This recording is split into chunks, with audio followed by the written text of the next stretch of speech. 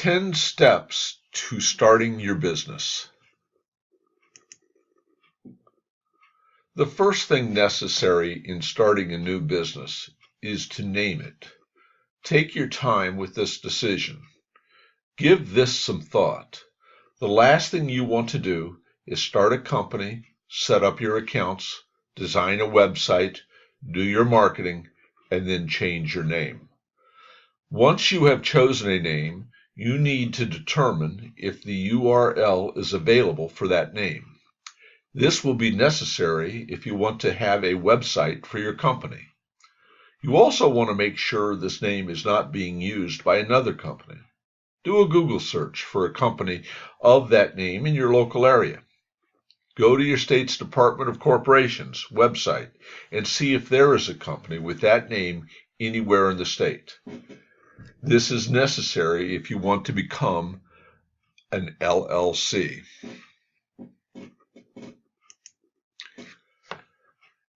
You have to make a decision on which company structure you want to have.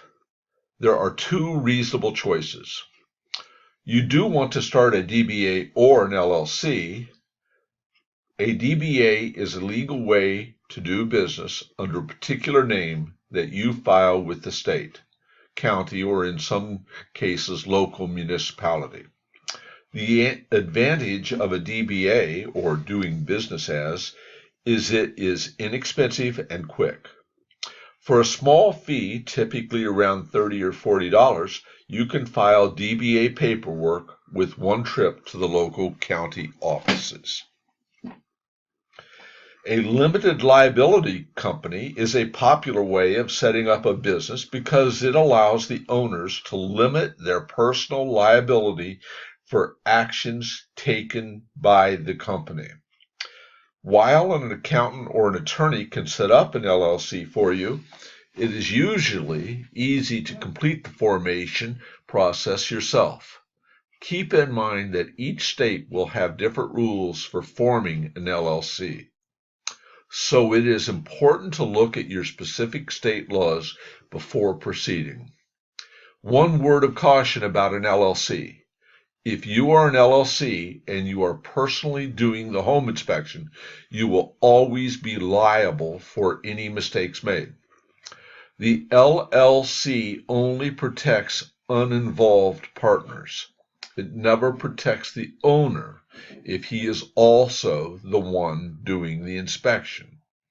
If your LLC hires another contractor to perform a home inspection, then the LLC shelters the owner, but an LLC never protects the person doing the inspection.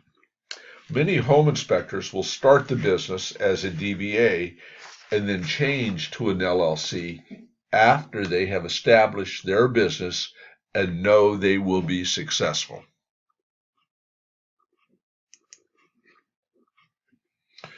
Once you have your business paperwork, you can open a business checking account. This is important for two reasons. First, you will be able to keep your personal expenses separate from your business expenses. When you start your new business checking account, you will open the account with your own personal funds. This can be looked at as your investment into your new business. When you receive your debit card for this business, be sure to pay for any tools, business cards, or business-related expenses from your business account. Second, at the end of the year, it will be doing your taxes much simpler. Let's start over.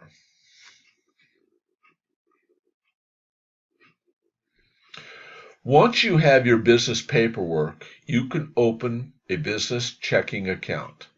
This is important for two reasons. First, you will be able to keep your personal expenses separate from your business expenses. When you start your new business checking account, you will open the account with your own personal funds. This can be looked at as your investment into your new business. When you receive your debit card for the business, be sure to pay for any tools, business cards, or business-related expenses from your business account. Second, at the end of the year, it will make doing your taxes much simpler. When you start doing inspections and making money, make sure you deposit the full amount into the business checking account. If you need income from your new business, then write a check to yourself from this account. By doing it this way, you will easily be able to do your taxes at the end of the year by doing a profit and loss statement from the statements of your business checking account.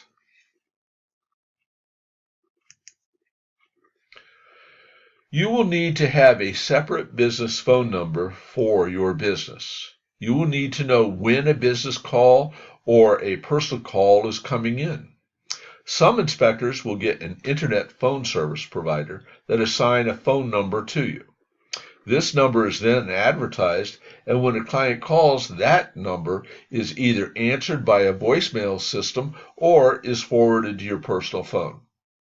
There are many different solutions, but you need to remember it is important to present a professional image, and having a separate phone number is a good start. One important thing to remember: it is vital that you answer all of your business phone calls. Many clients have been given 3 different home inspector business cards by the realtor. The client will then start calling those numbers. The first one that picks up or the first one to return the call generally gets the appointment. Now that you have a business name and a business phone number, it is time to get your business cards. The sooner you get your cards into your hands, the sooner you will be able to start marketing your new business. Make sure your cards are professional and easy to read. Carry them on you at all times and hand them out as many times in a day as you can. Trifolds are a one-page brochure that are left at real estate offices. Realtors will hand them out to their clients. Make sure yours are professional and of a good quality. They will help create an image for you, your new business. Almost any printer can produce these brochures. Go into several real estate offices and pick up some of your competitors' brochures and bring them home and look theirs over. Get an idea of what you want yours to say. Then contact a printer and have yours produced. Before you do your first home inspection, you should buy business insurance. There are 2 types of insurance you should consider: general liability or errors and omissions, or in other words, known as E&O insurance. General liability is an insurance against any damage you may do to a house during the inspection. Because it is a visual-only inspection, this type of insurance is inexpensive, generally around $500 per year. E&O insurance typically covers the costs associated with being sued by your client. Attorney fees and damages that arise from any mistakes you may make during your inspection. Typically, your negligence is not covered, so this is not something you want to take lightly. By strictly following your SOPs, or standards of practice, you will be less likely to become negligent. E&O insurance costs around $2,000 per year. Having the proper tools when you perform your inspection is essential. Fortunately, the tools needed for this profession is relatively inexpensive. The amount you spend is directly proportional to how thorough you want to be. This list is broken down into 2 categories: necessary and nice to have.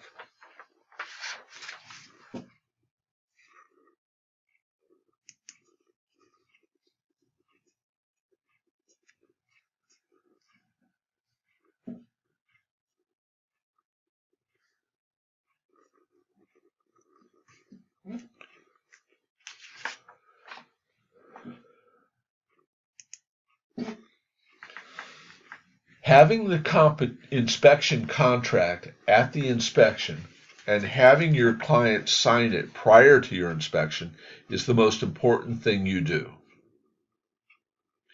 The contract sets forth the limitations of the inspection, your responsibilities, and your client's responsibilities. Take the sample contract we have provided to your attorney and have him review the contract for your state. Never perform an inspection without having your client sign the contract. That means you need to have your contracts reviewed by your attorney and printed out before you can do your first inspection.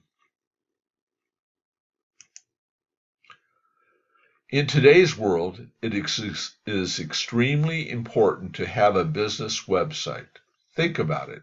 Home buyers probably found a home on the internet, found their realtor on the internet, found a mortgage company on the internet, and will probably look for an inspector on the internet. Not having a website and an internet presence is suicide in today's market. Also, social media marketing is extremely important, so consider starting a company Facebook page.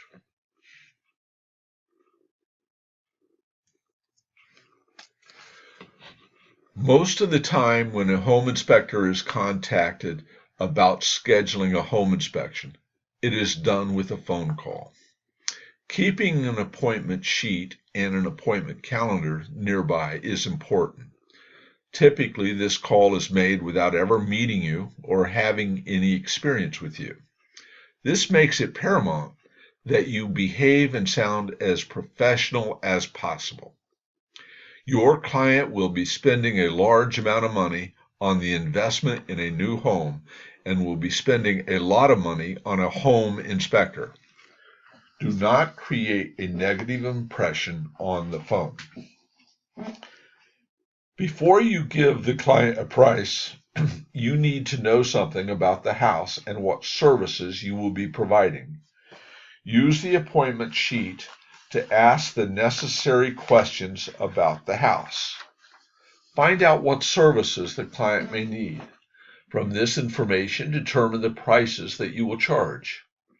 This gives the client and you an opportunity to discuss the house and you an opportunity to show how knowledgeable you are with this process. This may be your only chance to book the inspection because he may be shopping around. Typically, the client is looking for an inspection ASAP. That means right now. This is because he has been given a 10-day contingency period to have the inspection done. When the client says ASAP, he doesn't mean today. He generally means within the next few days. Sometimes he will ask for an inspection on a particular day or a time of day. Use your calendar to determine a good time for the both of you.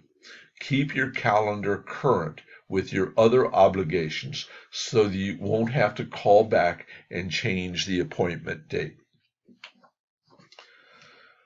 The physical inspection process requires the home inspector to be continuously focused to ensure their own safety, the safety of the people attending the inspection, and those who may not be in attendance, such as the homeowner.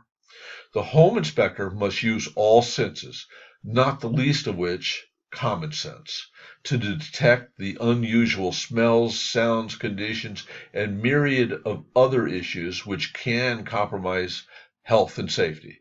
The home inspector is expected to know what to do calmly in an event of an emergency. Perhaps most importantly, to know that in no way should the home inspector attempt to repair any issues while conducting the inspection. The home inspector should only observe and report any concerns or defects on the day of the inspection. After you get off the phone with the realtor or your client to take an appointment sheet and fill out all the important details of your inspection, time of inspection, addresses, etc. Look up the house that is for sale on the internet. Google the address. What you will find is the MLS listing for that house. From the listing, you will find out how many bathrooms, attached or detached garage, type of foundation, etc.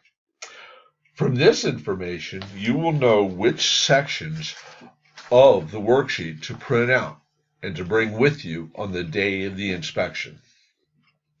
Prepare a packet of documents for that inspection. Take a 10 by 14 vanilla envelope and write the address, customer name, and time of inspection on the outside of the envelope. Put the contract worksheet and the appointment sheet in the envelope.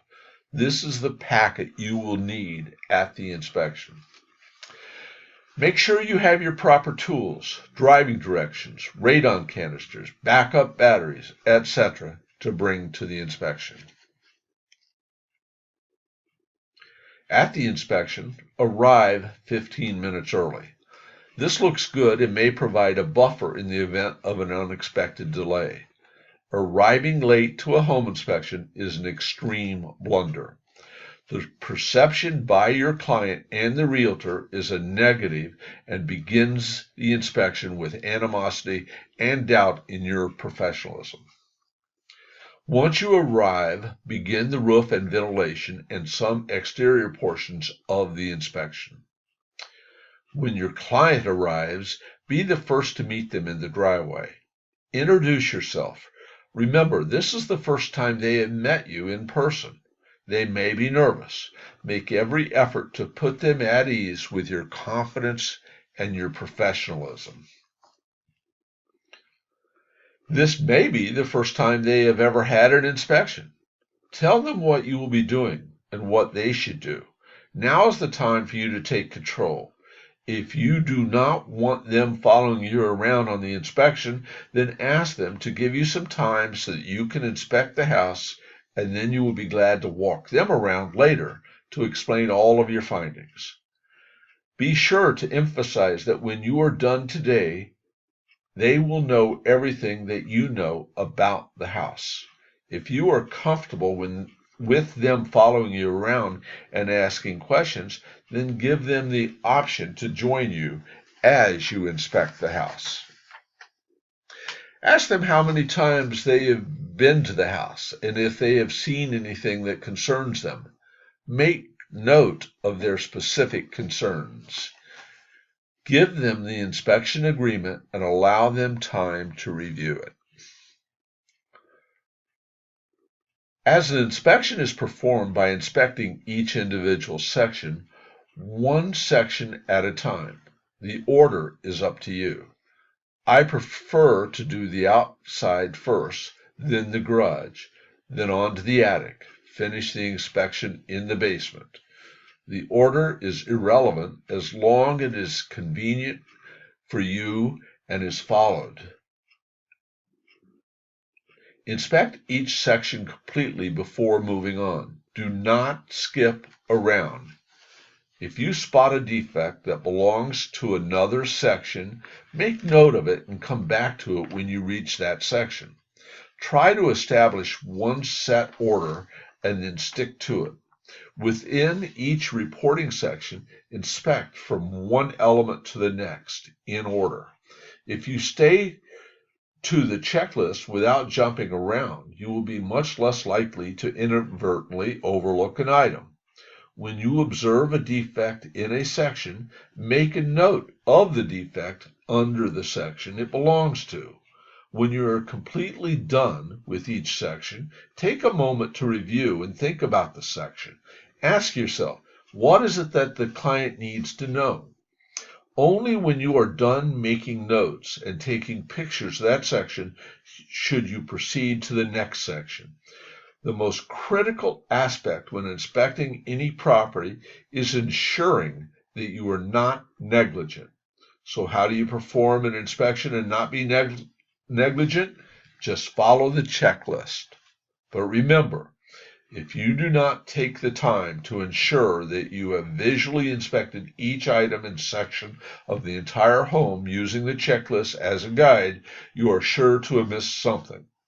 If that happens, the liability rests solely on your shoulders and quite possibly your wallet. Remember, the inspection is a visual process, not invasive. Inspect everything that is reasonably accessible and where it is safe to do so. Do not overlook something or take something for granted based on somebody else's information. Check for yourself the status of all the components. There are two critical questions that you must ask yourself to protect yourself. 1. Have you completely inspected the home? If you haven't, then you are negligent. That is why it's paramount importance for you to follow the checklist. 2.